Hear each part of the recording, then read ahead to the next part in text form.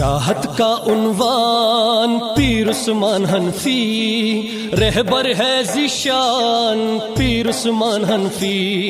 چاہت کا عنوان پیر عثمان حنفی۔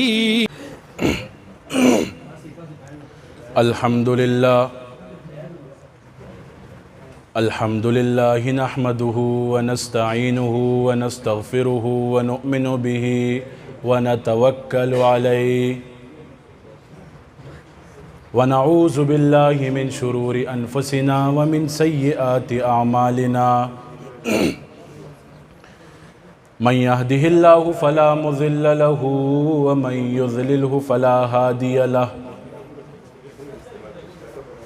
ونشهد أن لا إله إلا الله وحده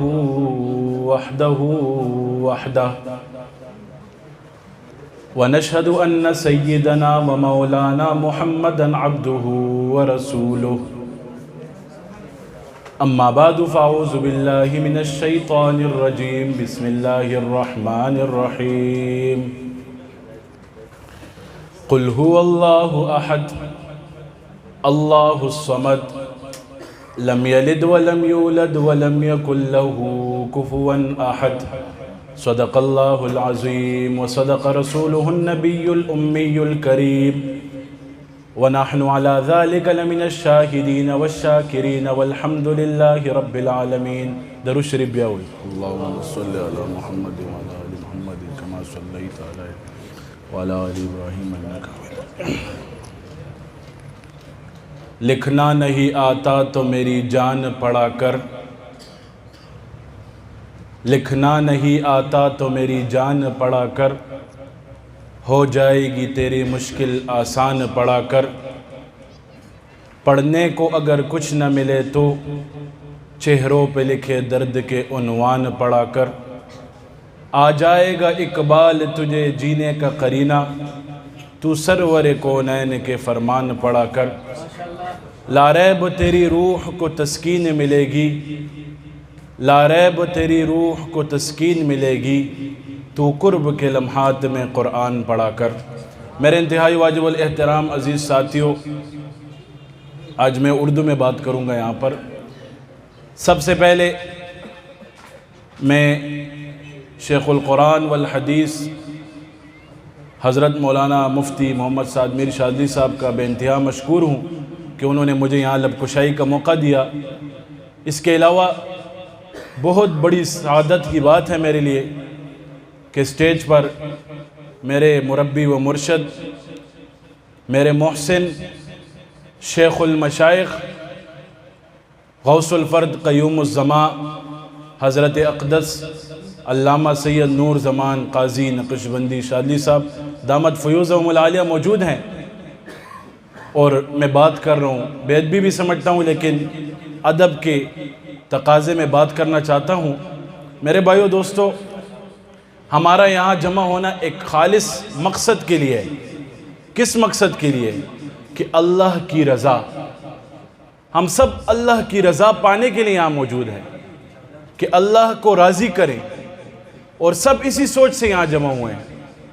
میرے بھائیو دوستو، آج اتنی پیاری تقریب کا انعقاد کیا گیا ہے، طالبات کے ختم ہوئے ہیں، اسی طرح قرآن لوگوں نے پڑھا ہوگا، طلباء نے قرآن پڑھا ہوگا۔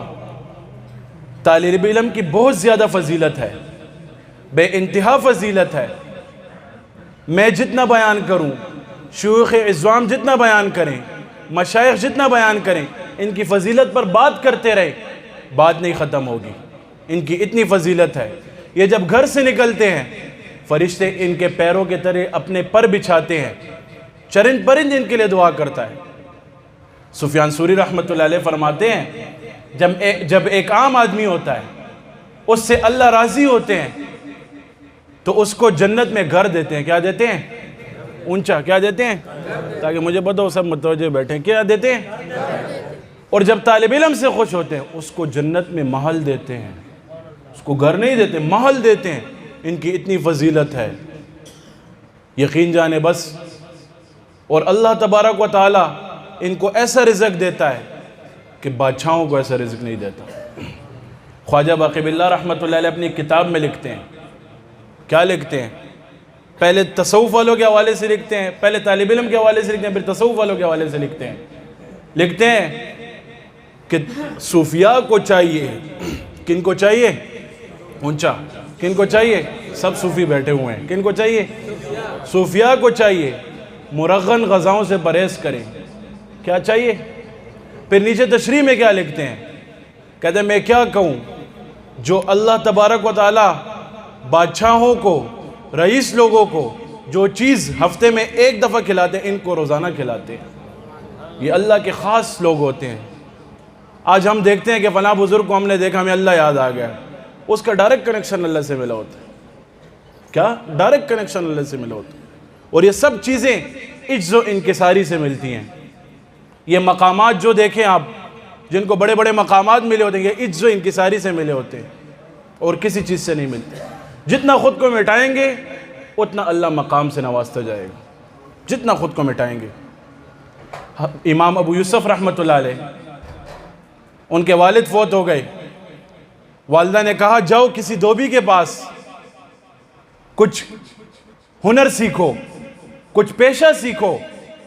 امام ابو یوسف رحمۃ اللہ علیہ رستے میں گزر رہے تھے تو کدھر مدرسہ دیکھ لے، ادھر گھس گئے۔ امام ابو حنیفہ رحمۃ اللہ علیہ کی تھوڑی سی صحبت پا لی۔ تھوڑی سی صحبت پانے کے بعد امام ابو حنیفہ رحمۃ اللہ علیہ امام اعظم تھے، ان کو جو دیکھتا تھا ان کا عاشق ہو جاتا تھا۔ انہوں نے کہا نہیں، میں بس یہیں بیٹھوں گا، یہیں سبق پڑھوں گا، یہ جو کر رہے ہیں میں یہی کروں گا، میں اور کچھ نہیں کروں گا، دنیا کا کام نہیں کروں گا۔ جب ان کی صحبت میں بیٹھے رہے، جب گھر گئے والدہ نے کہا کہاں سے آئے ہو؟ کہ جی بس میں آج سے بعد مدرسے میں داخلہ لیتا ہوں، میں کچھ کام نہیں کرتا۔ تو والدہ نے کہا کچھ کام کرو، کچھ کھائیں گے پیئیں گے، ہم مصروف رہیں گے، اب کام کرو، ہمارے پاس کیا ہوگا؟ تو صبح پھر ہوتی ہے، امام ابو یوسف رحمۃ اللہ علیہ درسگاہ پہنچتے ہیں، امام اعظم رحمۃ اللہ علیہ کو فرماتے ہیں کہ مجھے پریشانی ہے، مجھے ڈاؤٹ ہو رہا ہے۔ کہتے ہیں کیا پریشانی ہے؟ کہتے ہیں یہ پریشانی ہے کہ میری والدہ نے بولا کام کرو۔ امام اعظم رحمۃ اللہ علیہ نے فرمایا کہ میں تمہیں ایسا ہنر سکھاؤں گا، ایسا علم سکھاؤں گا کہ اس کی آمدنی بہت زیادہ ہوگی، اس کے وسائل بہت زیادہ ہوں گے۔ تو جب گھر گئے والدہ کو یہ بات کی، والدہ کی تشفی نہیں ہوئی، والدہ پھر آ گئی، امام اعظم رحمۃ اللہ علیہ کی خدمت میں حاضر ہو گئی۔ امام اعظم کو کہا یہ کیا آپ کے ساتھ بیٹھا ہے، کتابیں پڑھ رہا ہے، سبق پڑھ رہا ہے، کیا کر رہا ہے؟ تو امام اعظم رحمۃ اللہ علیہ نے فرمایا میں اس کو وہ علم سکھاؤں گا، اس ٹائم مشہور خوراک تھی یہ پستے بادام کے حلوے میں بادشاہ کھاتے تھے، کہتے یہ وہ والا حلوہ کھائے گا۔ تو والدہ کی پھر بھی تشفی نہیں ہوئی، والدہ چلی گئی، اور امام ابو یوسف رحمۃ اللہ فرماتے ہیں بات آئی گئی ہوگی، والدہ نے برداشت کی ہوگی، بس چھوڑ دیا مجھے کہ سبق پڑھو چلو۔ جب مجھے قاضی القضات بنایا گیا، چیف جسٹس بنایا گیا، وقت کا بادشاہ ہارون رشید میرے پاس آیا، جب آیا تو میرے لیے کچھ ہدیہ لے کر آیا، تو وہ میں نے تھوڑا سا کھایا، پھر میں نے کھایا، پھر کھایا، تیسری بار میں نے پوچھا یہ کیا ہے؟ تو ہارون رشید نے کہا کہ یہ میرے لیے بھی کبھی کبھی بنتا ہے، لیکن آپ کے پاس ایسا علم ہے آپ کو روزانہ ملے گا۔ تو پھر امام ابو یوسف رحمۃ اللہ علیہ سوال کرتے ہیں یہ کیا ہے؟ تو ہارون رشید فرماتے ہیں یہ پستہ اور بادام اور چلغوزوں کا حلوہ ہے۔ تو امام ابو یوسف رحمۃ اللہ علیہ فرماتے ہیں میری آنکھوں میں آنسو آ گئے۔ امام اعظم ابو حنیفہ رحمۃ اللہ علیہ نے فرمایا تھا کہ تمہیں میں وہ علم دوں گا، تمہیں میں وہ نسبت دوں گا کہ کل بڑے بڑے لوگ تمہارے پاؤں میں بیٹھیں گے اور تم پستہ اور بادام کا حلوہ کھاؤ گے۔ اللہ رزق دینے والا ہے۔ آج ہماری سوچ کیسی ہوتی ہے؟ فلاں بندہ یہ کرے گا، فلاں بندہ وہ کرے گا۔ ہم نے کبھی دیکھا ہے کہ اللہ سب کچھ کرے گا؟ جب ہمارا مشکل پیش آتی ہے ہم وزیر کی طرف توجہ کرتے ہیں، جب ہماری مشکل پیش آتی ہے ہم ایم پی اے کی طرف جاتے ہیں، ہم ایم این اے کی طرف جاتے ہیں، ڈپٹی کمشنر کے پاس جاتے ہیں۔ کبھی ہم نے مسلح اٹھایا ہے کہ ہم بیٹھے ہوں کہ اللہ نے سب کچھ کرنا ہے؟ کبھی ہم نے اللہ سے مانگا ہے؟ کبھی نہیں کیا ہم نے۔ صحابہ کا ایمان دیکھا جائے، انہوں نے کیسے کیسے واقعات میں، کیسے کیسے لمحات میں صبر کیا ہے۔ آج ہم ان کی امتی ہیں، صحابہ کی زندگی، صحابہ کا نام لیتے ہیں لیکن ان کی زندگی اپنی جو زندگی ہے اس میں لاتے نہیں ہیں۔ باتیں کرنے کو ہزار باتیں کر جاتے ہیں لیکن عمل کچھ نہیں کرتے۔ آخری واقعہ سناتا ہوں، بات ختم کرتا ہوں۔ حضرت سالم رحمۃ اللہ علیہ بہت بڑے محدث گزرے ہیں، بہت بڑے محدث گزرے، 300 درہم میں بک گئے تھے، غلام تھے بچپن سے، لیکن انہوں نے اپنی شخصیت پہچانی، جس طرح ہمارے حضرت صاحب کا اکثر واٹس ایپ اسٹیٹس پہ ہم نے دیکھا ہوگا اباؤٹ میں کہ اپنی پہچان سیکھو، اسی طرح انہوں نے اپنی شخصیت پہچانی، اپنے آپ کو پہچانا، انہوں نے کچھ چھوڑا نہیں۔ وہ طالب علم غلام بھی تھے، طالب علم بھی کرتے تھے، سبق بھی سیکھتے تھے۔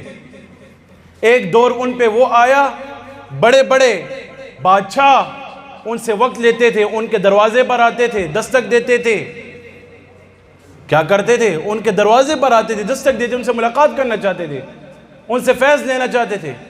ایک دن ایک بادشاہ آیا ان کے پاس ملاقات کرنے کے لیے، تو حضرت مصروف تھے، حضرت سالم رحمۃ اللہ علیہ مصروف تھے، انہوں نے ملاقات نہیں کی، بادشاہ واپس چلا گیا۔